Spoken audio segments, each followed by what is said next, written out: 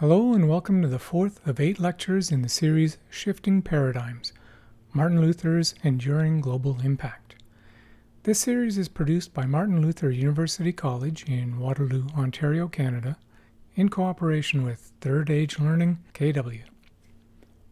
These lectures were presented at Rim Park in Waterloo between January 9th and February 27th, 2020. This lecture, Luther's Musical Dialectic, Singing Faithfully into Context, is delivered by Debbie Lou Ludolph, Director of the Kanata Centre for Worship and Global Song, and Dean of Chapel at Martin Luther University College.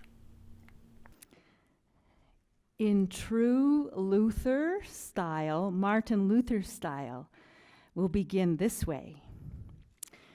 Peace, salam, shalom. Peace, salam, shalom. Peace, salam, shalom. Peace, salam, shalom. Try it. And peace, salam, shalom. Peace, salam, shalom. Peace, salam, shalom. Peace, salam, shalom. Once more. Peace, salam, shalom. Peace, salam, shalom. Peace, salam, shalom. Peace, salam, shalom.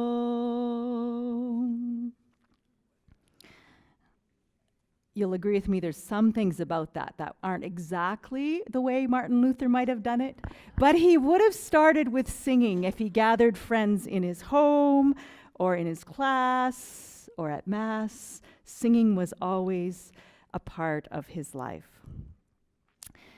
So I'm honored to be here today and to be part of this series that Martin Luther University College is offering in this community that Third Age Learning is willing to host and invite the community into the conversation about Luther and who is he, who was he, what kind of legacy and impact has he had.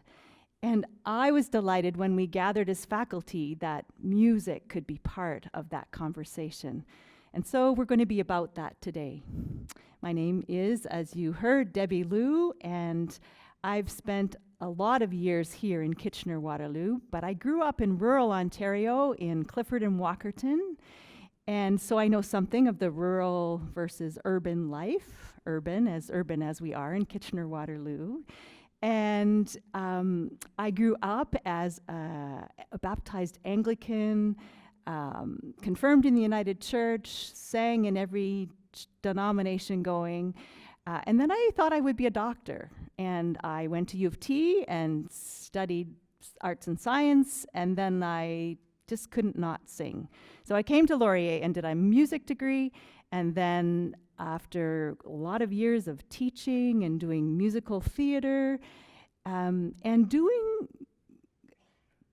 my Christian practice devotionally and in the church, as a volunteer, as with my gifts, more and more I thought, I think I want to work a little bit more on this. I want to be a little deeper in the theology end of things. And so I'll tell you a little bit about that story later on. But I did, in fact, then do a master's in theological studies at what was then called Waterloo Lutheran Seminary. And I am on that PhD journey. I'm just going to clench that in this year. I said it out loud right here. So, and it's been a joy to be studying along with making music with people in community and learning from that experience and wrestling with what is that experience in our time.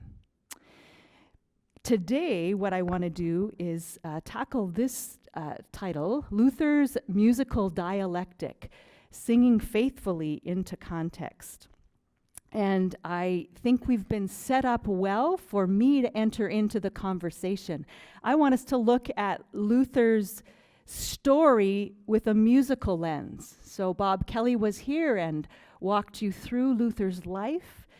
I want to do it in the context that Mark Harris set up of what was going on in the 16th century.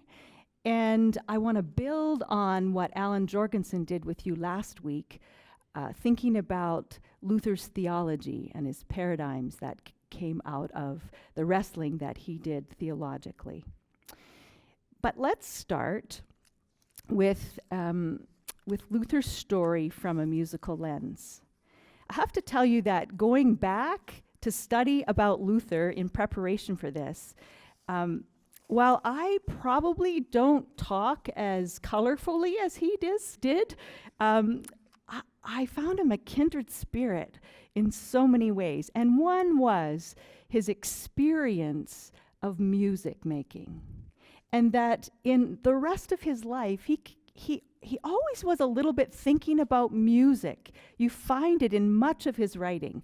An example of the birds singing, or what it meant to sing in the vernacular. You find it showing up in lots of his writing. And I believe that came out of his life experience of music. He started as a young person singing in his family. There's some records of a couple ditties that his mother sang to him. At schools, in his school education, he sang in the choirs. He played the lute. He played the flute. He gathered students at university. He was part of a group of students who went out on the street to collect alms, and he sang in that group at weddings and at funerals. In the schools, they learned, of course, about the Mass. They sang the music of the Mass. So he was singing all the time, all through his growing up years. At the monastery, they were particularly known, the Augustinian monastery, for their psalm tones and their singing of psalms. And I don't know if any of you have been living in a monastery, but the monastery, like 7 times a day, you're singing these things, right? So music is just a part of the way you do your Christian practice at that time. So I want you to think, just before we go forward, about your experience of music, of singing together in particular. So I'm going to be talking about music, but very particularly about the experience of singing together, because that was one of the big contributions that Luther made, congregational singing, at that time. And so I want you to think personally, and maybe even just take a second to turn to your neighbor and say, what was the best experience you had singing with others? That might have been at a football game or at a birthday party or in church, but what was your best experience of singing with others? You need to kind of go back to that to understand what Luther was bringing to the table when he was talking about singing. So take a minute and turn to your neighbor and say, what was your best singing experience?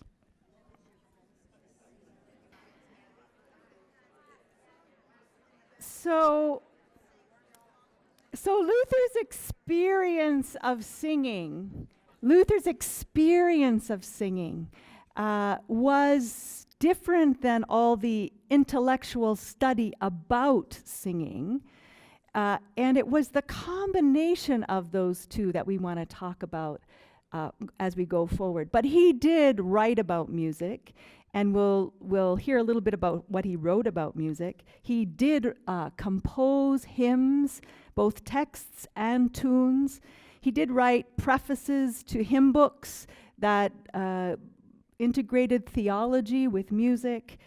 Some of his songs were actually used as, some writers have talked about him writing resistance songs and protest songs because they were used in the street. They didn't just stay in the church.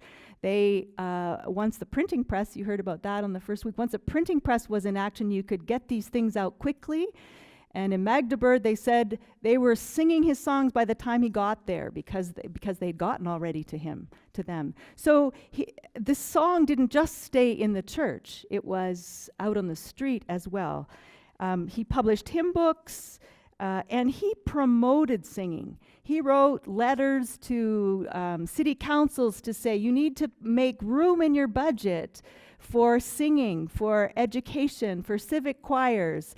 And he didn't think you should hire teachers or professors or pastors that didn't have some musical skill, and you should train them in music. So he's a big, I like this guy. He's a big advocate.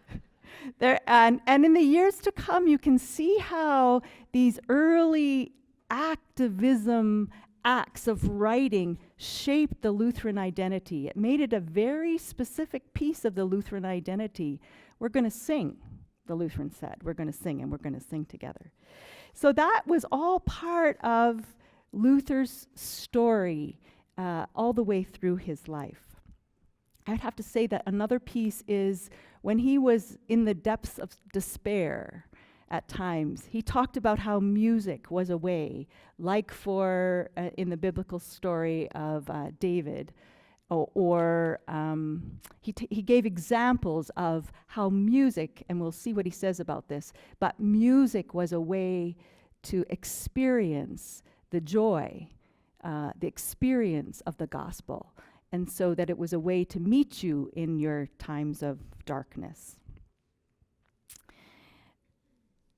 He said, just to end that piece on the music in his life, he said, if I had children, this was when he was in the monastery, he did have children, but when he was in the monastery, if I had children and could manage it, I would have them study not only languages and history, but also singing and music. And he wrote this to the councilmen of all the cities in Germany.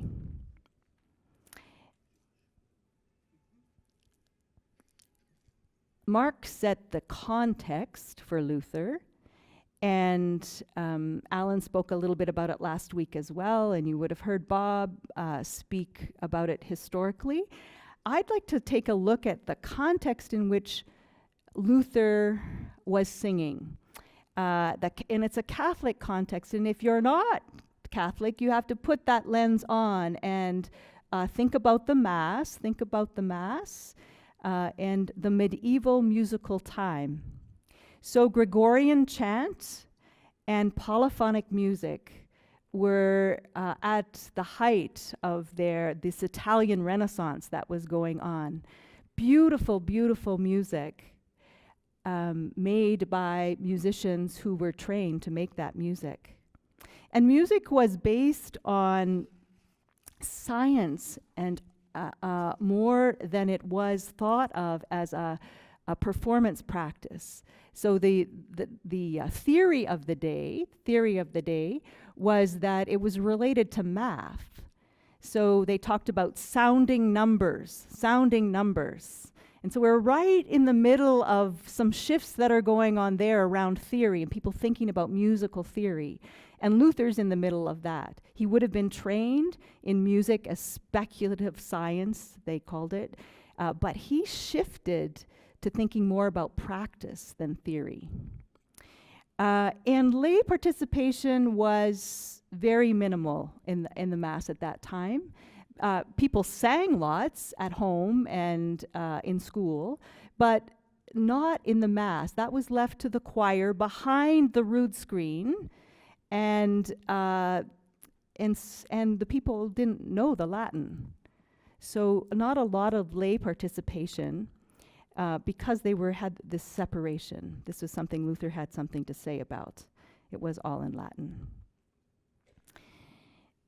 So I want to set that context next to what we learned last week about some of the main pieces of Luther's theological paradigm. And I want you to think about what might be problematic with the kind of scene that was just painted in medieval Germany in the Catholic Mass for Luther, who says that grace is not anything, justification is not anything that I'm going to earn. It's actually God reaching down to me, not me performing beautiful music as an offering or a sacrifice to God, but actually that's an expression of God's grace in me, and not the Mass being executed behind the rood screen, but as a sacrifice.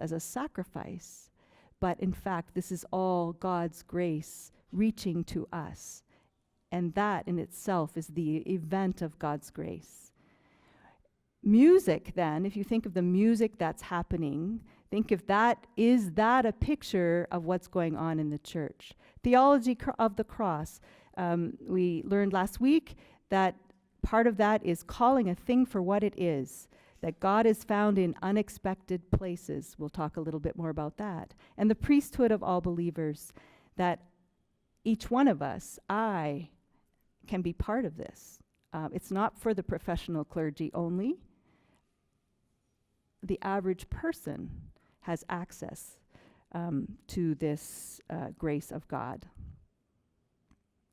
So, music was problematic in the way that it was carried out at the time for Luther in this theological shift that he was making. And he, knowing the experience of what music could offer, took this on very seriously. So I want to read you a poem that he wrote. He wrote a poem called Lady Music. And this poem goes to this first point that he makes in what he writes in it's a draft of a treatise. We don't really have any long paper that he wrote on music, but we have a draft, and it starts with, I love music. And here's a bit of his poem called Lady Music. Of all the joys upon the earth, none has for me a greater worth than what I give with my singing, and with others sweetly ringing. Here cannot be an evil mood where there are singing fellows good. Here is no grudge, hate, rage, or woe, softened in all grief and sorrow. Greed, grief, and animosity depart with all melancholy. There is everyone well and free, since in such joy no sin can be. But it gives God more joy and mirth than all the pleasures of the earth. And then it ends, thus day and night she, that's the bird song who sings the music, she always sings, untiring praise to God she brings. I too will sing my laud and praise. Eternal thanks will I thus raise. Music was a big part of Luther's life.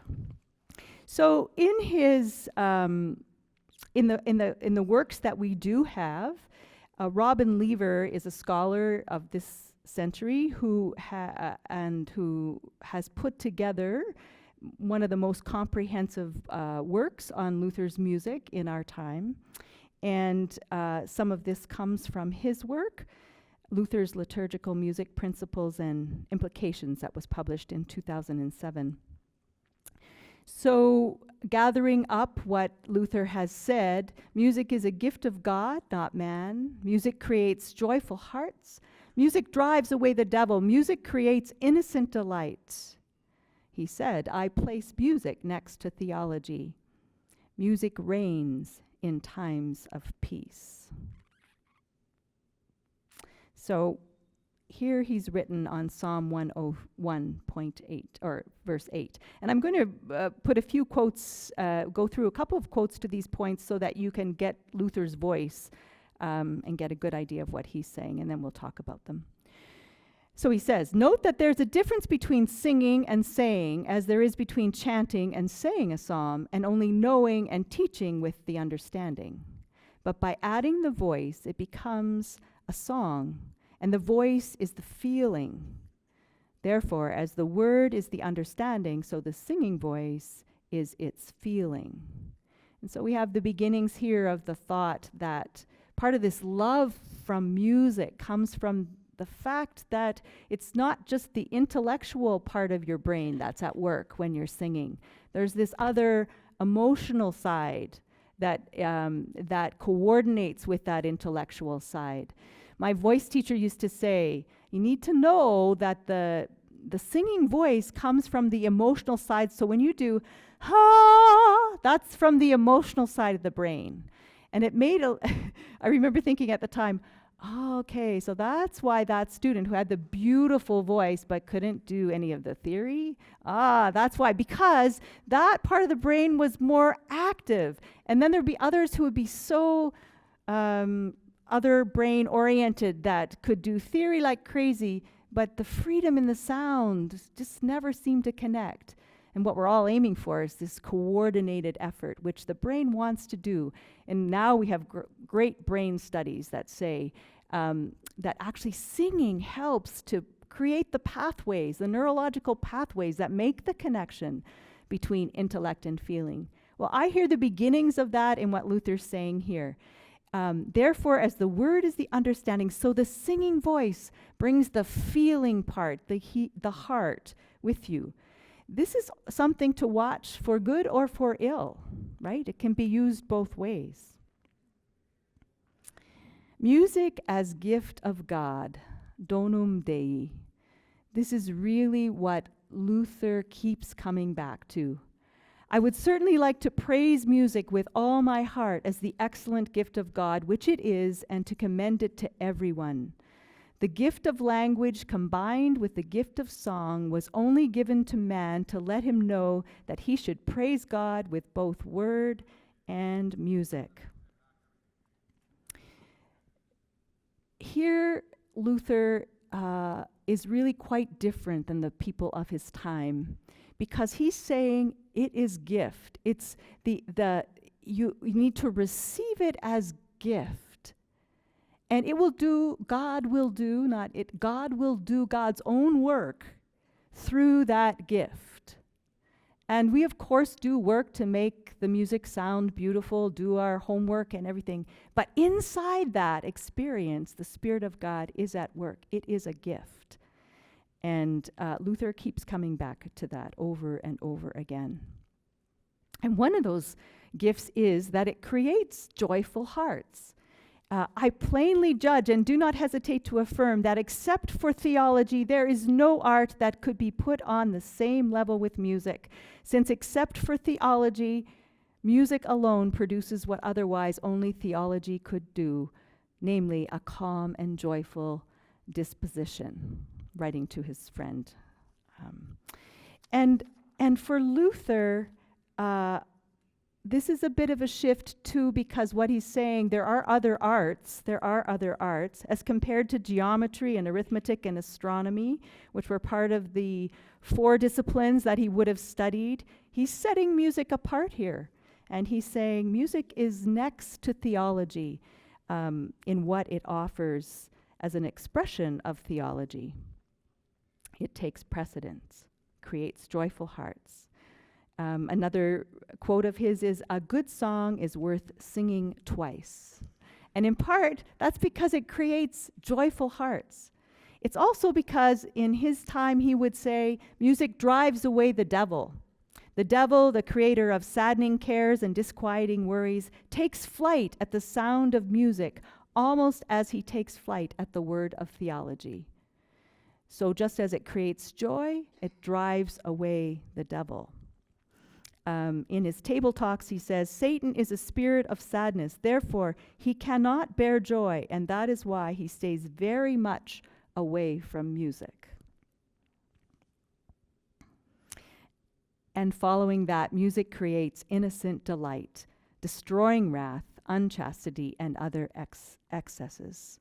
So Luther didn't, in his reforms, he was not in any way saying music is bad. He's saying we have to be critical in how we use music. It's the use of music that we need to be critical of. And in this way, too, he was different than some of the other reformers who wanted to limit how the music that you would use, the kind of music you would use. Luther was always a little more in the middle than that.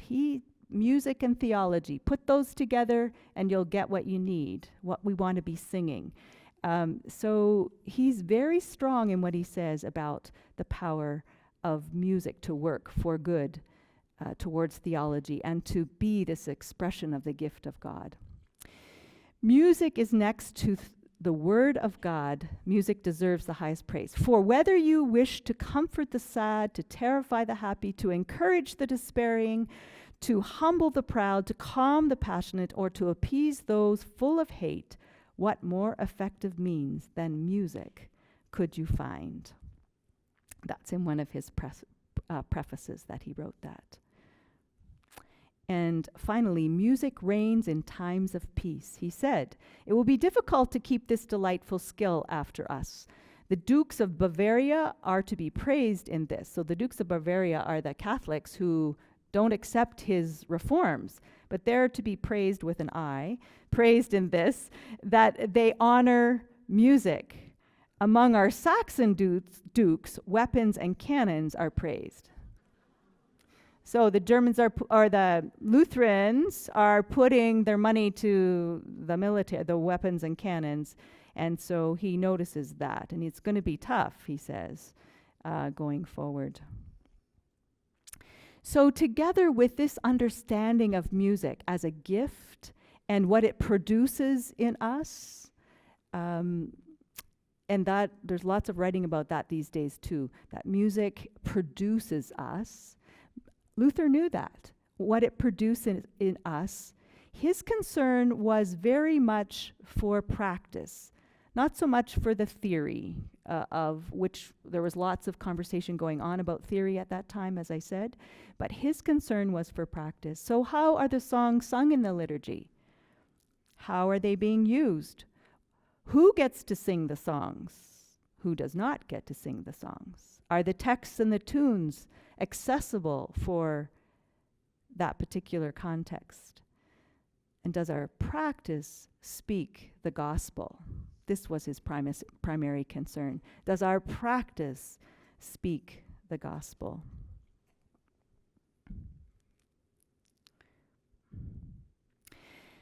So from there, understanding this is how he viewed music, I'd like to talk a little bit about the dialectic. And that's a word I really didn't know much about till I went to seminary. And I still don't know as much as some of you about that.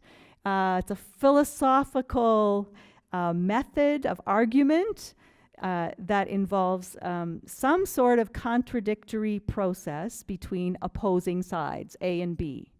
And depending on whether you're with Plato or Hegel or Ricoeur, you got different ways of doing that, dealing with that dialectic, these two different things that are going on. When I look at Luther, I see lots of dialectic, lots of opposing conversations, ideas, situations, and these are some of them.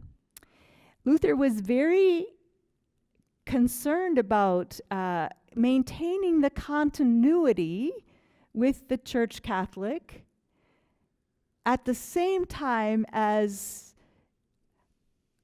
wrestling with what could be kept in that continuity for the theology that was developing for the reformers. What could speak the grace of God?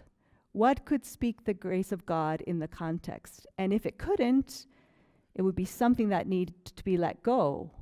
But he wasn't about chucking everything. And we see that throughout history, movements that say, okay, it's all bad, it's all got to go. We're going to do this now. Luther's not that kind of reformer as I read him, and as many scholars have said. He was interested in the continuity, but stubborn also about the reform. So we're going to hold these things together somehow and see what comes.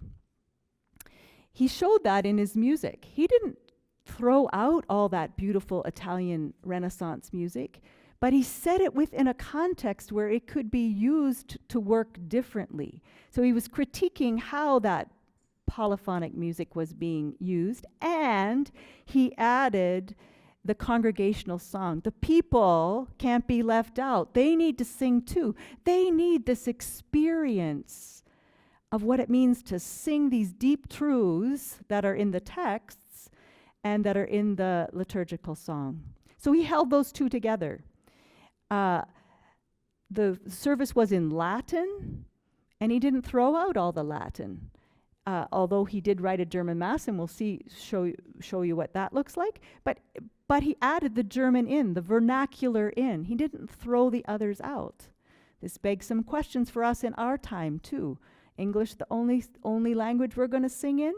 What would provide access, language-wise, to more of our neighbors? So he held those two together. Church and school, it wasn't all about just what is happening in the Mass. He was very active in, as I said earlier, advocating for music in the schools so that the music and the theology embedded in the music would be formed and shaped in students. He cared very much about young people and how they were formed and shaped. So it's part of his educational reform. He held the tension between what's going on in the church, what's going on in the school. He very much both critiqued the hierarchy and brought people together, clergy and lay, in the practices and the reforms. Text and tune shows this kind of dance between two-ness. So we're going to have strong texts and we're going to have accessible tunes, and they're going to work together. And we said earlier about the intellect, which the text, as you're thinking through texts, would engage, and the emotion that the music engages. Both and, you can find lots of both and in the law and gospel that Luther holds, in word and sacrament, in music and theology. So I think he was a both and kind of reformer, and that made me think about a musical dialectic. The experience of singing together and holding all this two-ness. And I wanted to just share with you something, the things that I've been learning about what singing together, the experience of singing together is about, so that you can take your own personal experience, what Luther's saying about the experience of music, and what the practice of singing, the people who work on that are saying about it, and we can put that all together into this understanding of a musical dialectic. So, the experience of singing together. So if you just do, ha, can you do that? Ha, do it again. Ha, right. So we all did that. We mostly all did that. And just the breath, the release of that is a bit of a picture of what Luther's trying to say, in that it's a gift of God. No big work. I mean, lots of work if you want to be at the Met and sing some big opera piece, right? Lots of work to go with that. Right? But just in the act of singing, it's an embodied activity, starts with your own breath that you give into the room, a piece of yourself, a gift, right? And it's embodied. And there's something about that embodiment that brings a different piece of me than if I just bring my mind into the conversation. So that's a piece of what Luther knew. It's embodied, it's relational. When we do it together, we're connected in a different way than when I just talk to you. And I say something, you say something, I say, but if we all just sing together, somehow scholars talk about authentic togetherness. Those vibrations hold us together. I give something of myself, you give something of yourself, and in there's us. In that sound, that's us. So it holds something. And for Luther, imagine with what he's trying to help people to understand in this new theological understanding of grace is gift. And it's a gift for everybody. If we're all singing together, there's something we know about the everybody that's different than if I'm just thinking about it. It's relational. And it's performative. This is one of the things I've learned the most from Inshallah, which we'll talk about after the break, is that when you sing and you sing together, you perform the values you hope you will have, right? So it's in the performing of them, I'm living into what that theology is, what that sound promises me, because it's a picture of us all together. It's a sound picture. And I'm getting it a little bit more. It's performative. I'm getting it a little bit more. I often say when I've planned church conventions, the worship at church convention, and we debate everything on the floor, and everybody's hot because of the topics we're talking about, and then we come to worship and we sing together. I think, I'm so glad we sang together. Like, that's the hope. It'll take us a while to get there, but it's a hope. It's the hope. But the music is performative. It's leading us, helping us lean into what that song is holding up and what that theology is holding up. It's integrated. It's mind, body, spirit. Here's another piece that I've learned from some of the colleagues you're going to hear from in the subsequent weeks. But singing holds dissonance gently. So there's things that we're going to talk about this two-ness that isn't all, apple pie or whatever, motherhood and apple pie. This two-ness can be not so good. Like, you don't think Luther had a good time all the time bringing these things together, right? There's tension there, and there's disruption, and it's hard. And sometimes it doesn't work out. Like, sometimes people leave because it's too much. Sometimes people die because the tension's too much when there's this two-ness. The singing holds this dissonance a little more gently. You don't have to debate it right now. You don't have to give everything right now. You just you sing into it, and you have time. You have time. One of my singers said, it helps me, I'm a real J on the Myers-Briggs, he said, and it helps me suspend my judgment just a little bit longer, right? So music has that quality. It's creating a kind of space where we can be and imagine something more. It's exploratory. So those are the things I've been learning about what music can offer and how it holds this dialectic. So it kind of swims in and around all that A-B. So if Luther knew this experience of music, which I've tried to fill out what I don't think he said everywhere, but we've been learning as scholars about singing together. And these were his goals, his theological passions to enact in practice. It begins to make me think of singing together as constructive theology. So when we sing together, we're constructing theology. And I wonder what that will look like. We're going to unpack that a little bit.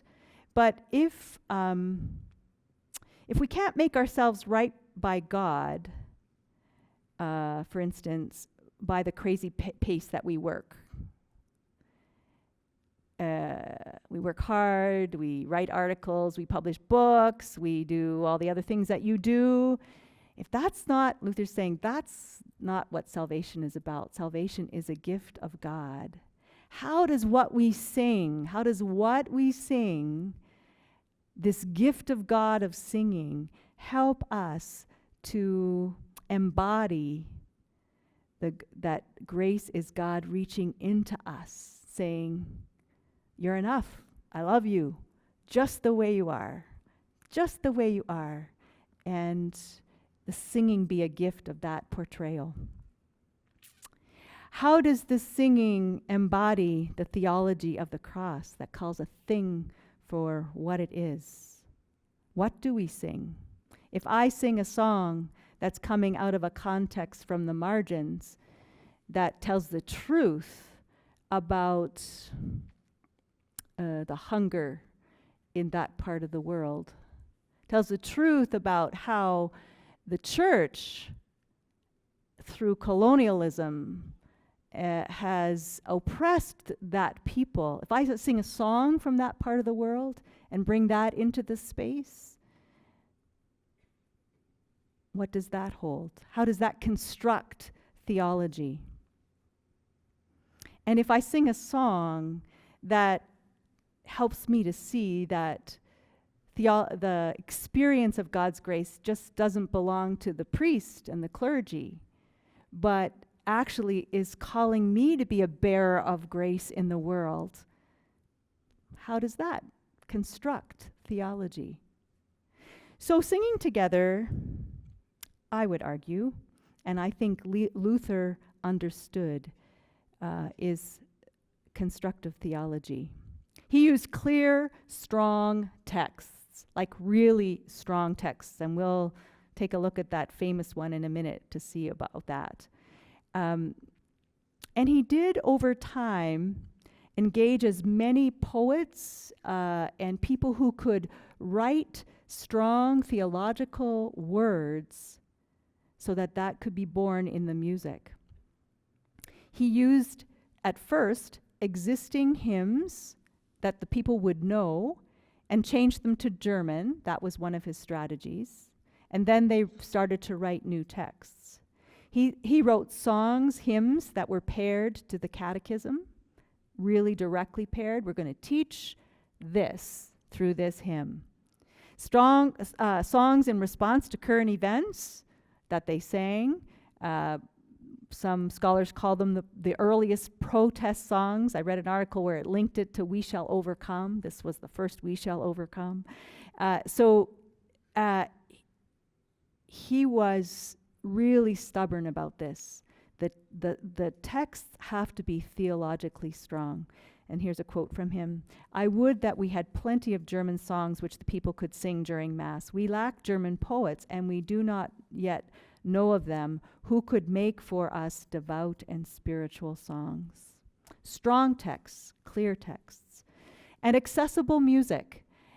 He was a wonderful pedagogue musically. So interesting as I read more and more. Like things I thought, were new ideas. You should know there aren't new ideas, right? But I remember planning for an event and thinking I was offering something new, saying, I think the choir why don't you just put the choir in the congregation? That'll make it easy. Like, I thought it was a novel new idea.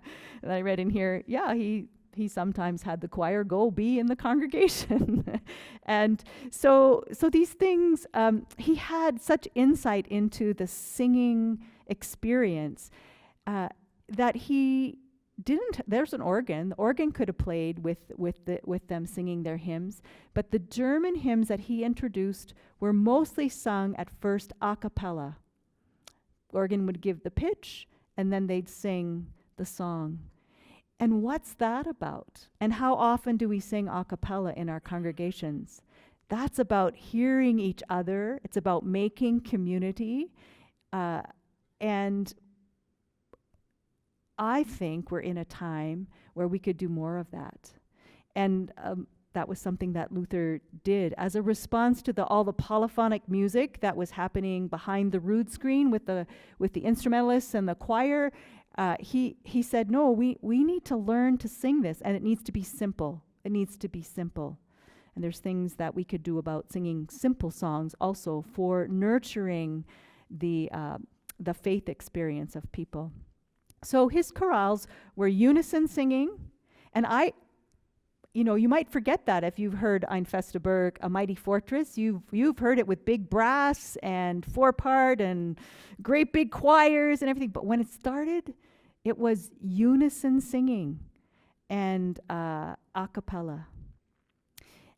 In his time, though, remember the both and, he didn't forget about the instrumentalists or the organ. And so sometime as his work evolved, they would do, if you've looked ever at the number of verses that Martin Luther wrote for his hymns, like some of them have 15, 16 verses. Can you imagine doing that in our time?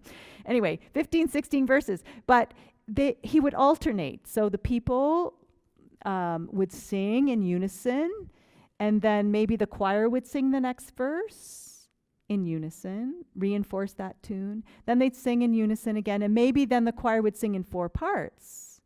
And then the people would sing. And then maybe just the organ would play, but you'd have the text on your printed sheet because now you have a printing press and you could have a printed sheet. So he had such great pedagogical ideas about how the music could become accessible to people who hadn't been singing in church before.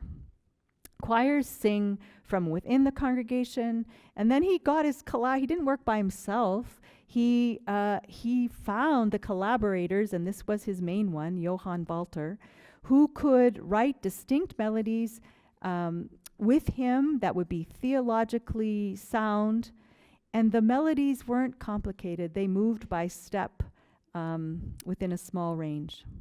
So he started with new words, familiar music, new words, adapted music, and then words adapted and music borrowed from secular sources. All of those he used as a way to teach.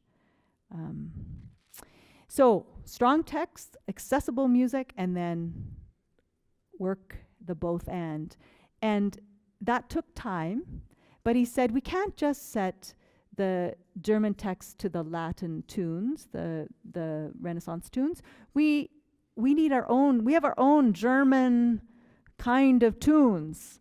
And we want to set, every part of it needs to be us. Every part of us needs to reflect the character of the German people. So to text and notes, accent, tongue, and its inflection. Otherwise, all of it, listen to him, this is how subtle he was. Otherwise, all of it becomes an imitation in the manner of apes. So there you go.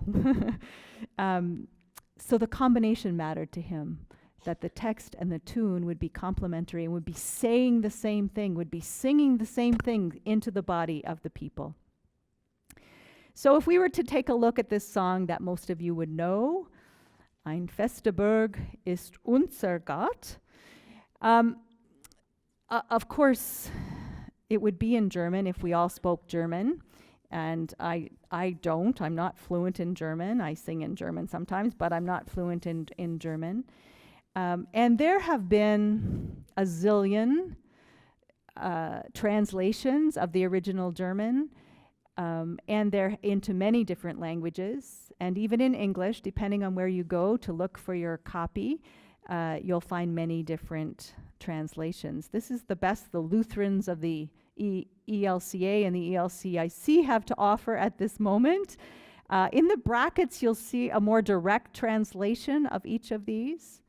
And if I were to ask you to sing Ein feste Burg in the tune that you know, starting on this pitch, let me see what you sing. What do you sing? A mighty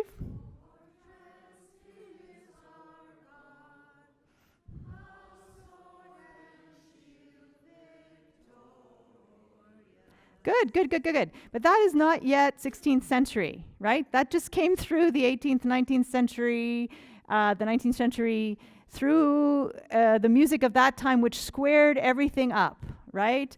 A mighty fortress. But actually, this was first called a hymn of comfort.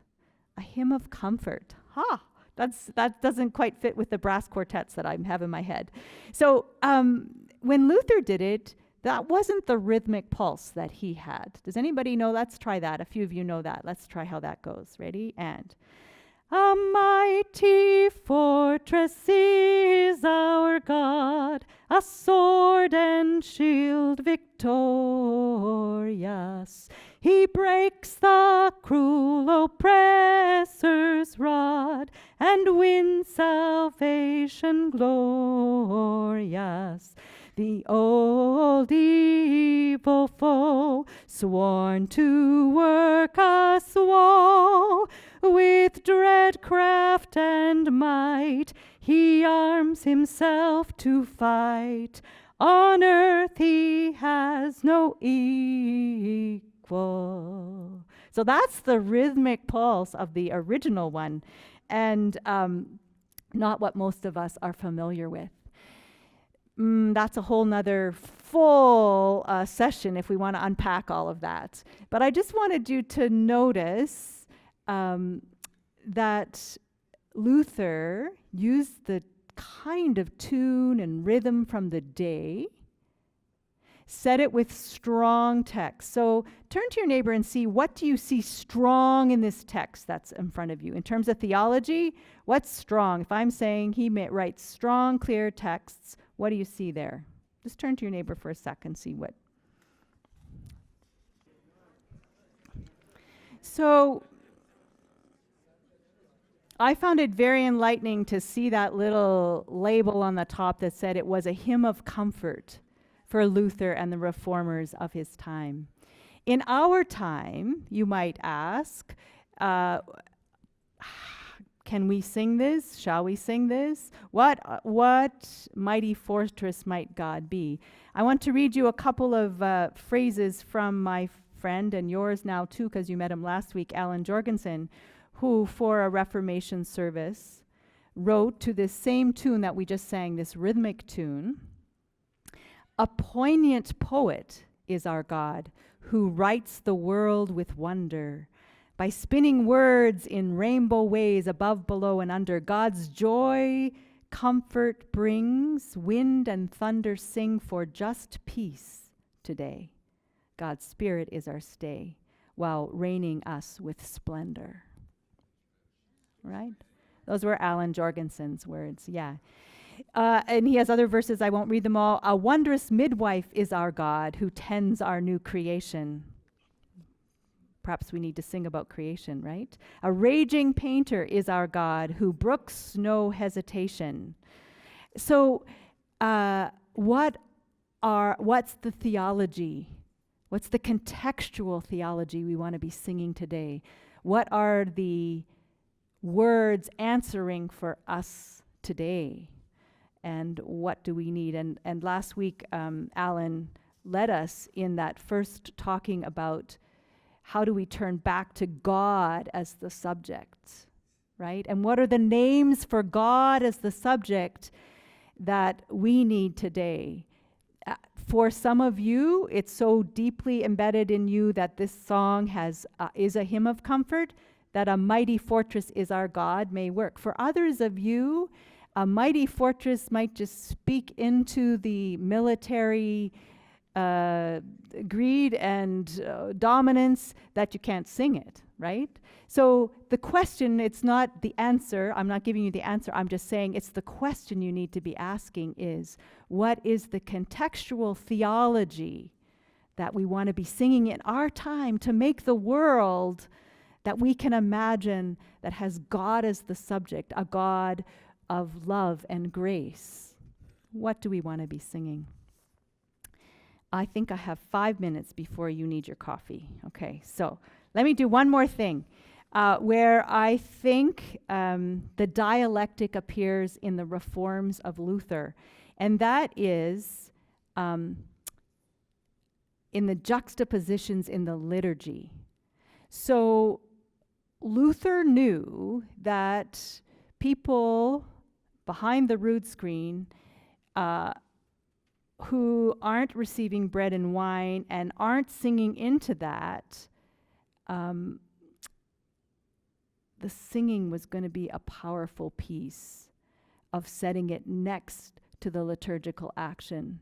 So when you sing set next to receiving bread and wine, which was one of his reforms, to receiving bread and wine, something more is going to come from that. When you sing next to baptism, that juxtaposition has a richness. When you sing next to the word sung in the vernacular, something more will come from that. And not only in the song, because a song is within the Mass, there's a flow to the Mass, and there's ritually framed intentions in each part of the Mass. So if we can sing into that movement, something more can come in our formation. Singing allows us to dwell, I like that word, to dwell in the liturgical action. So as I'm chewing that bread, and the people around me are singing, and I, depending on what your practice is, and I go back to my pew, the singing and the bread and the experience of what communion is for me, all of that, the singing is part of what that experience is. Allows me to dwell in the liturgical action. Singing speaks belonging and unity. The texts speak the warning and the truth. There's that law and gospel again. So Luther was pretty serious about the liturgical reform, also reflecting this dialectic in a way that music could serve it. I think we'll wait on this because you need to go. Let me just put this one up here. That critical theological lens on worship practice looked like this for him. He kept the Latin Mass. He didn't throw the Latin Mass out, but he took out the parts that he felt were the embodiment of the people trying to be a sacrifice, offering a sacrifice instead of receiving the gift. So he removed the canon and the offertory from the Mass. He took away the rood screen that separated the people from the clergy and the choir, from seeing the act of participating in the Eucharist, to break down the hierarchy. And he, in the Latin Mass, he gave lots of freedom. Like, he didn't say, okay, you must all vest. He didn't say the candles have to go this way. He said, know your context. Know your context. And if your people, if that's going to help embody the grace of God in your practice, do it. If it's not, there's the freedom.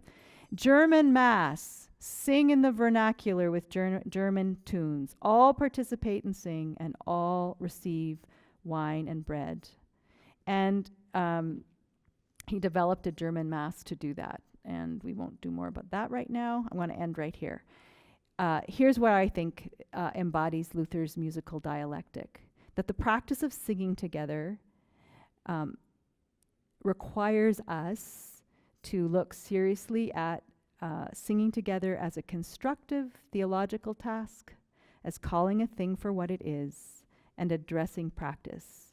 And I think that's a faithful way to sing into context, based on Martin Luther's reforms and his experience of music and the way that he lived into it even in the 16th century. We'll say more about that after the break because it's not all good news, but it is mostly good news. And the other thing we'll do is, I understand you can write questions. There's paper and pencil here. If you have questions, we'll do that. And then after the break, we'll also talk about a project called Inshallah that we work to live into this model. Okay, thank you very much.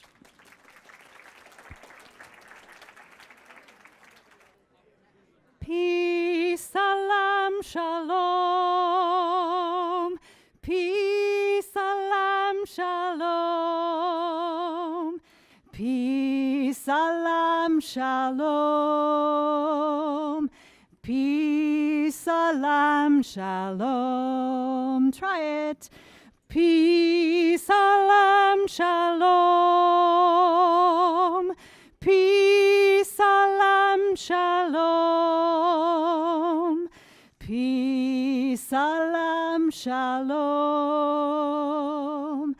Peace, salam, shalom. One more time. Look at your neighbor. Sing it. And peace, salam, shalom.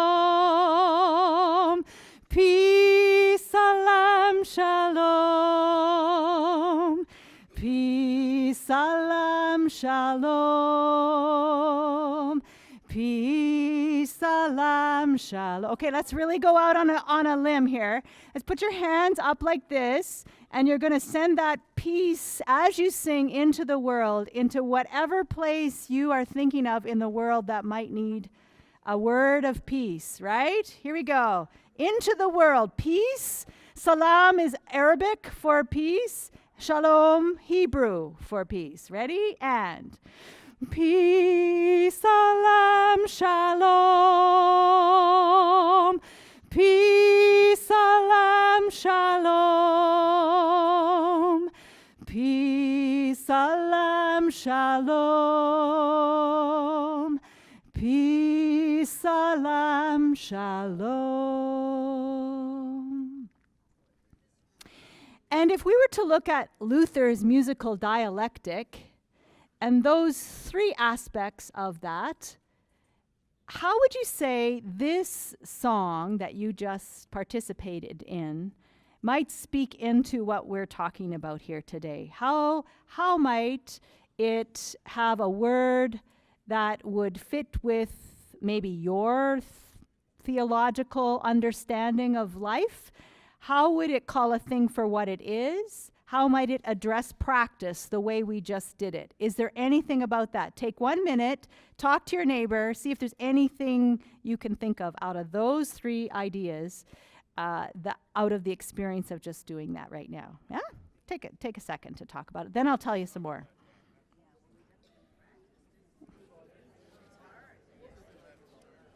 Okay, so I hope you'll continue that conversation. Here's a couple of thoughts. One, that song was written to sing in Manhattan, New York City, after the Twin Towers came down. After 9/11, right? So the composer, I'm struggling for her name, wrote it for a peace rally that happened a couple days subsequent to that. And why do you think she's singing in English, Arabic, and Hebrew, right? So language carries with it a certain kind of meaning. That would, if you told that story before you sang that song, that would hold some resonance, perhaps even to current events today, things that have happened more recently, the rise in anti-Semitism or the Islamophobia. So it's not neutral. That's what I hope you'll take away from this. Singing together is not neutral. And we think it is often. We know we're just going to sing that song in a church gathering or community gathering. We're forming and shaping people. I would even say we're forming and shaping the world we want to see and to make. It impacts our identity. It impacts our relationships. It impacts our vision. And so we have to think about that. I'll tell you in a minute a little bit more about the Inshallah project, but also practice, addressing practice. How does the way we did it, all of you who have not yet come to Tuesdays at 5 for the Inshallah singing time, how we led that song, anybody could get in, right? You could be little, you can't read, it helped to know. Somebody asked, what does salam, how do you say salam? What does it mean? Shalom, yeah, that's a good idea. You should tell people what they're singing, right? But the other thing is it's short. So in no time we can sing that together. So I could call you back here by singing that song, and you could walk and sing, and you can help people if they're not used to just listening, even those who are. Sometimes gestures help people know where to go with their voice. And these things then become part of our repertoire. And when they're part of our repertoire, we can respond anywhere, not just in church, not just in Inshallah, we are then ready when something happens and we need to sing, because the community needs some way to be held in the midst of something that's happened. So we learn these songs also in anticipation of what we might need down the road even. So there might be more reasons you need to sing that song and that you came up with, but those are a few that I can think of that fit in with what we're talking about today. I'm inviting you to fast forward and really own the 21st century and what you're singing in the 21st century. And I want to tell you a little story about this project called Inshallah that I was invited into, I would say, by people and circumstances and the Spirit of God. So Inshallah is an Arabic word that means God willing. And in 2007, what was then called Waterloo Lutheran Seminary, took a trip to Israel and Palestine, a study trip, where we were invited to listen to the stories of people in Israel and Palestine who were working for peace, and also people who were just living in that context. Some students were doing it as a biblical studies, so it was pretty awesome to be on the land. In the stories that you were reading, you could see what it was like to be on the land. For me, that trip was a lot about understanding the complexity of people's lives and hearing the stories of the Israelis and Palestinians. In one of the churches we were at in Bijala, the congregation there had just put together books of songs, of their songs. And they gave us 20 of those books and said, there were 20 of us or 25 of us there, said, take these books home and sing our songs as a way to tell our story. Sing our song as a way to tell our story. In part because they felt like Western North American people didn't know the story of the West Bank and the Palestinian people. And also because maybe they knew something, like Luther knew something about what song can do. So I heard that deep inside, and I was with my colleagues who affirmed that hearing, I would say, and we began to sing back home and take that seriously. And so 20 of us started in 2007 to sing these gifts of song that not only had come from Palestine, but then our new hymn book had come out, and it had songs from continents like Africa and Central America, Latin America, and Asia, songs. And part for me, who is in the business of enlivening song in a congregational context, I pretty much knew we shouldn't be singing all these accompanied by the organ. I knew that much. And I also knew that people were going to struggle with some of the rhythms, and that the stories behind the song, I could hear the woman in Bijala saying, don't forget the story, don't forget the people. And I thought, I think we could help with this. So our practice developed where we would hear the stories behind the songs, and we would sing these gifts of song. And over time, we found we were changed by these gifts of song. So we came home. We started with 2007, and this is, what is this? 2020. So this many years later, and there are about 140 that come on Tuesdays at 5. And there have been probably close to about 450, 500 people who've sung over those years in Inshallah. While it started with 15 songs, of which a couple were especially targeted to Palestine and Israel, we've come to learn our songs from the people who've come into Inshallah. So we've now sung songs from all around the world, and we work hard to listen to those stories.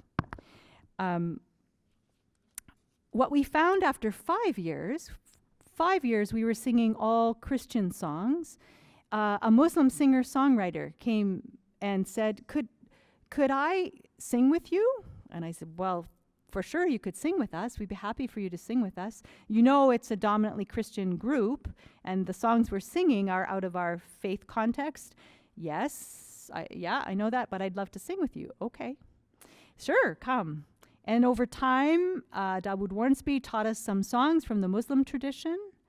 And then a woman who is part of Temple Shalom in Waterloo said, can I come sing with you? Sure, come sing with us. And over time, we learned songs that her community, the Jewish community, was singing, and the same for cultures. So what I was beginning to learn, and we were learning together, is as we opened the door, together we were learning how to grow into our context with grace And it was the gift of the singing together. That sounds like Luther. That was changing us. That was changing us. So here are some of the both ands that we've encountered. I would say that people who come to Inshallah, in these 140 people in the stories that I've heard, and I have done some research around that, are not interested in chucking a sense of the holy, an encounter with the holy. But they are wrestling with, what are we keeping and what are we letting go of in our time? There has to be a wrestling with what we know in the world we're in today. How do we do the contextual theological work that we can sing grace, hope, the flourishing of all people and the planet? What do we need to reform and what can we hang on to? That would be the common ground. We've set global and local. So in 2008, Pablo Soso, who just died a couple of weeks ago, was very formative in Inshallah. He said to us, you people here who have these lofty goals of singing songs from around the world, what's your song? It was such a great question because it was also a critique, because Western people are pretty good at thinking they're the center of the singing repertoire, and then there's the other global song. But he was asking us to think of ourselves as part of the spectrum of song in the world, and what's your part that you're offering? And we actually didn't know how to answer him at the time. Part of why we didn't know is because we were owning that we're multicultural. So what is, what is the Canadian song?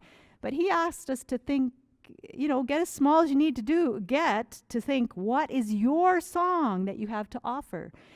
So we've wrestled with that. So we try and sing something that's really local, and then we try and set that next to also something that's quite different from another part of the world, learn the stories, and see what comes from that.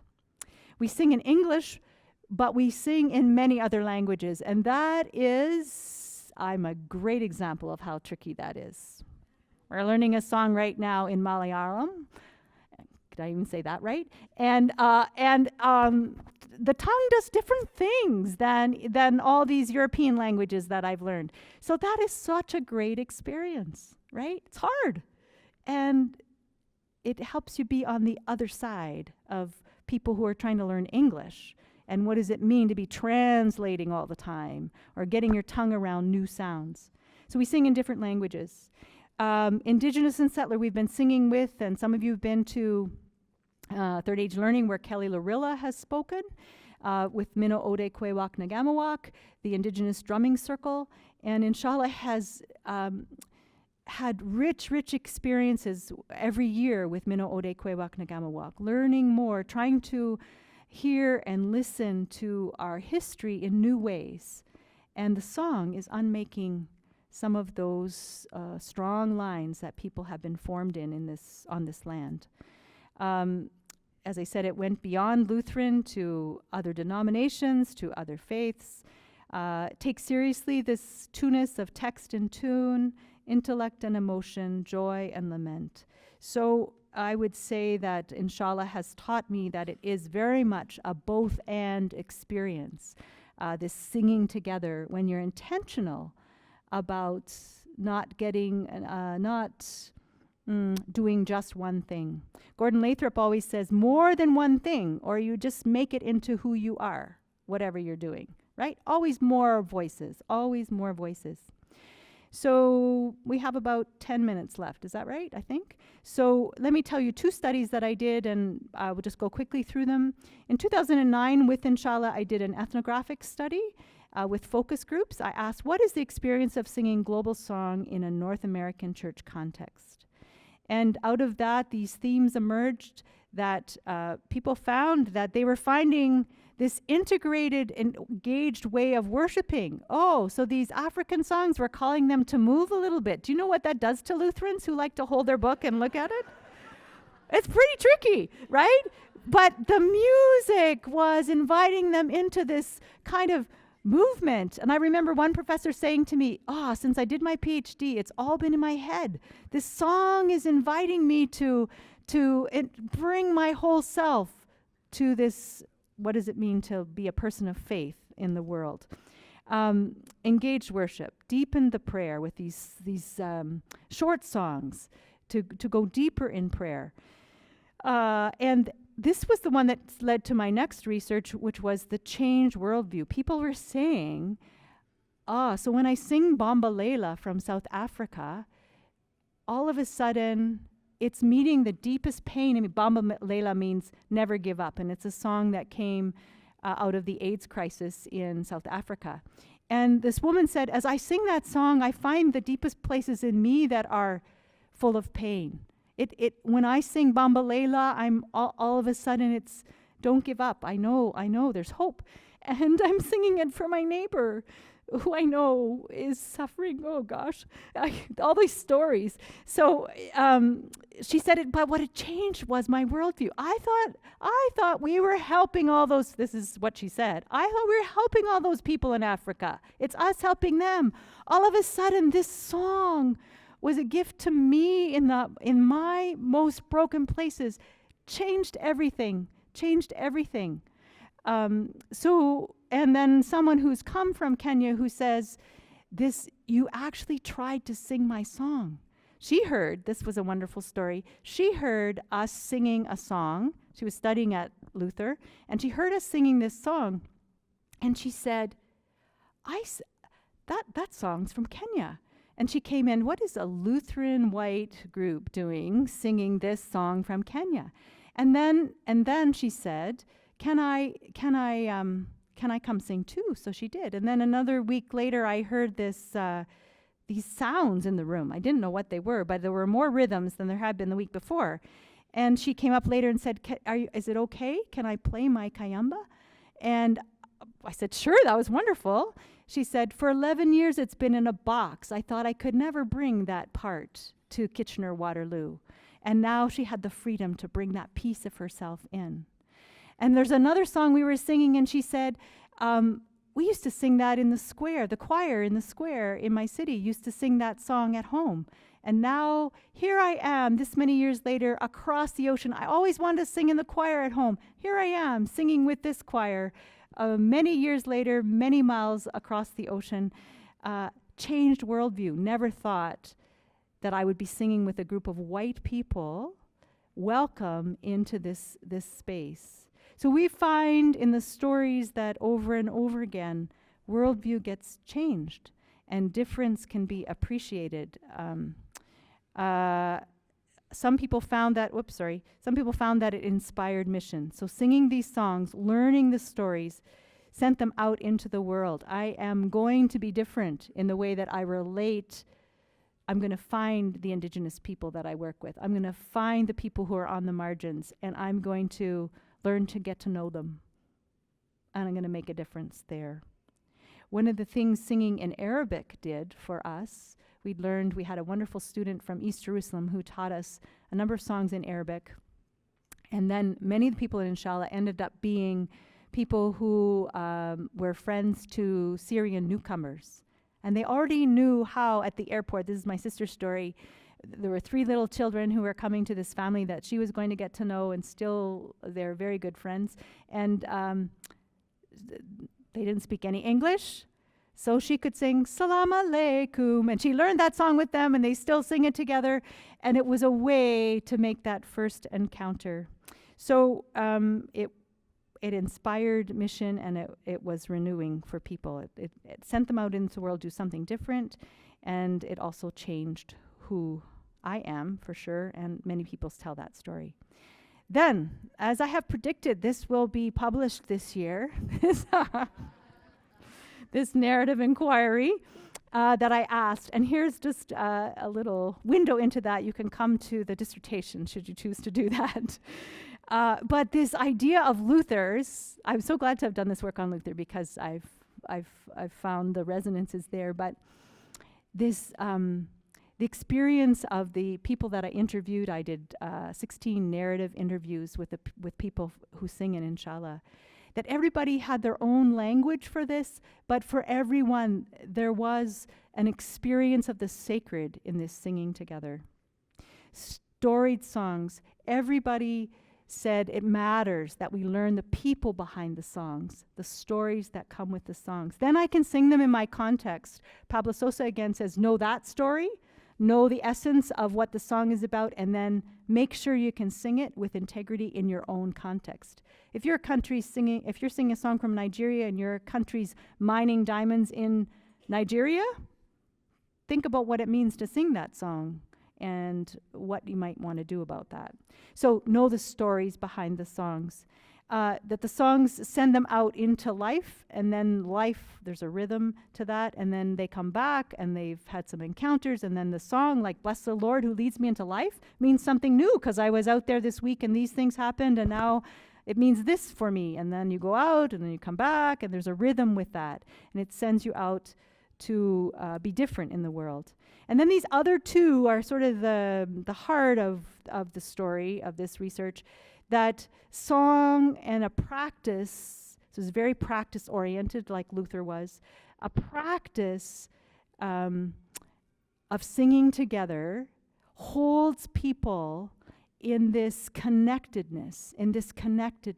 So you actually can do the counterpoint of difference. You can actually do this work of difference, and you need to do it.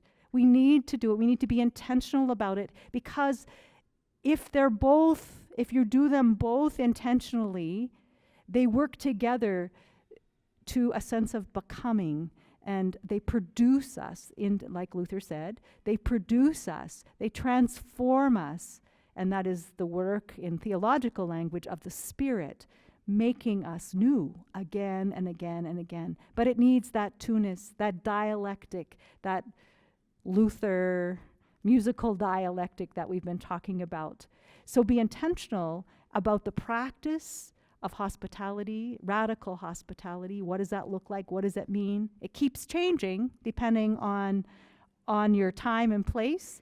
And be intentional about difference and diversity and learning what that is for your community too. And be willing to wrestle with that. And the promise is that in the music, there will be space. And there will be a spaciousness of love that will hold you in all of that till the new thing, the new insight, the new way of being in the world emerges. And then you get to start all over again. I guess it takes us back to this. My experience with this project of Inshallah, which is an ongoing project, and you've heard just a tiny bit of it. It's not always easy. It is always pretty wonderful on Tuesdays at 5 to be together and sing. But there's lots of nuance to that as we intentionally work at hospitality and difference. But we ask these questions, and we might all be invited to ask these questions in the places where we sing together. How do we do the constructive theological task? How do we be truthful of calling a thing what it is? And how do we address our practice? There would be one more way to do that, and that would be here for another whole day and tell you more about that. So here's a song to end, a song. Some of you know this. We have enough time to do this? Yes? Okay. So some of you know this and some of you don't. This is based on the words that are attributed to Chief Seattle. So Chief Seattle, there's debate about did he write this or not, but this certainly lives deep into the indigenous worldview. The earth does not belong to us. We belong to the earth. Remember Alan was talking last week about that's one of the big questions, the contextual questions for our time. How are we going to sing into the complexity of that? This radiant sphere of green and blue, our home and place of birth. The web of life connects us all, each strand its vital role. For what affects a single one affects the living whole. It goes like this. The earth does not belong to us, but we belong to earth. This radiant sphere of green and blue, our home and place of birth. The web of life connects us all, each strand its vital role. For what affects a single one affects the living whole. Let's try it one more time.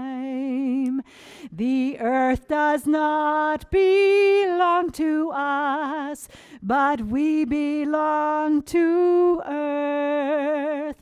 This radiant sphere of green and blue, our home and place of birth. The web of life connects us all, each strand its vital role. For what affects a single one affects the living whole. Peace to you. Thank you very much for this opportunity.